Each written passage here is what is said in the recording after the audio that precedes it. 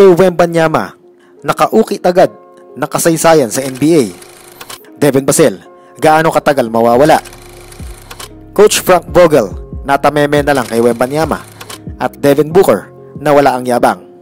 Bago natin sama-samang tutukan ng mga kaganapan, ay makikisuyo muna ako sa iyo na pakisubscribe mo muna ng aking channel kasabay na pag-hit ng notification bell para on rhythm ka sa mga bagong videos natin. Here we go. 2-0 ang San Antonio Spurs kontra Phoenix Suns at isa na namang napakagandang laban sa pagitan ni Wembanyama at Kevin Durant.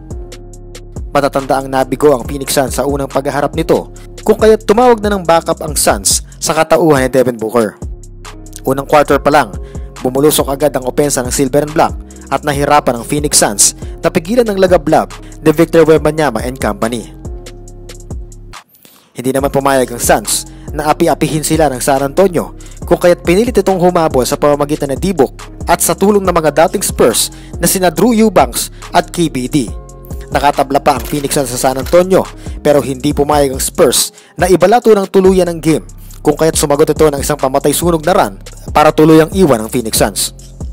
Tumapos ang bagong career high si Victor Wembanyama with 38 points, 10 rebounds, samahan pa ng 2 assists at 2 steals na siya namang nag-ukit ng kasaysayan para sa isang rookie, the first player na nagkaroon ng total na 85 plus points, 35 plus rebounds at 10 plus blocks sa first 5 career games since Shaquille O'Neal noong 1992. Pinakita ni Wembanyama na unti-unti na itong nakaka-adapt sa NBA, lalo na sa physicality at utakan sa laro. Tulad nga ng sinabi ko last time, maraming pahihirapan ang batang ito sa liga at yun na nga ang nangyayari na ginagawa ni Wembanyama mga ka-teammate. Halos binabato na lang sa loob kapag nakikita si Wemby at efficiently nako-connect nito ang mga basket kay paharap na tira o patalikod pa. Gustong-gusto ko yung performance ni Wembanyama kontra Phoenix Suns sa dalawang magkasunod nilang laban dahil nakita natin kung paano talaga maglaro ang number 1 pick ng San Antonio Spurs na bagamat inaantay na magkamali ay nagkakamali naman sila. Dahil sa performance ni Wembanyama ay maraming pumuri at humanga sa kanya. Unang-una, si Phoenix Suns head coach Frank Vogel.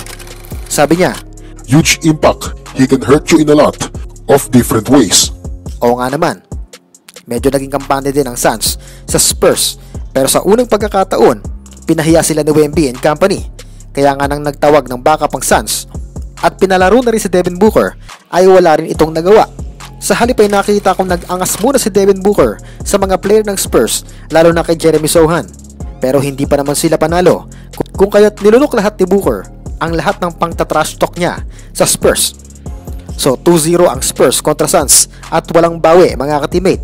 Tingin ko sa trip na yan ay tataas ang confidence ng Spurs at Gina G sa mga susunod na contender team sa liga.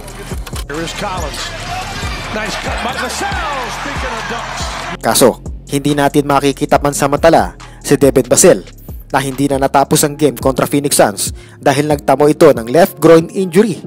Sa madaling salita, pahinga lang ang kailangan ni Devin Vassell at tamang masahe lang at konting kiliti lang.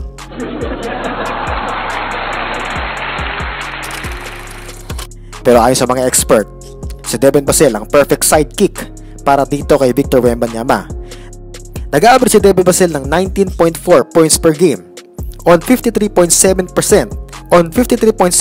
shooting from the field. At kung ako ang tatanungin nyo mga ka-teammate kung sino ang pwedeng ipalit as starter sa posisyon niya, syempre, I'll go for Cedi Osman na so far, very deadly at effective backup para sa Spurs. At tingin ko worth it yun dahil nasubukan naman natin si Cedi Osman sa mga unang games ng San Antonio Spurs. Shoutout sa iyo ka-teammate Louie Gasta, kay ka-teammate Casey Manahan, shoutout sa iyo ka-teammate Kralice Evdoksha, at shoutout sa iyo ka-teammate Batang Pantalan Vlog. Maraming salamat sa pagsuporta sa akin channel and see you sa next episode.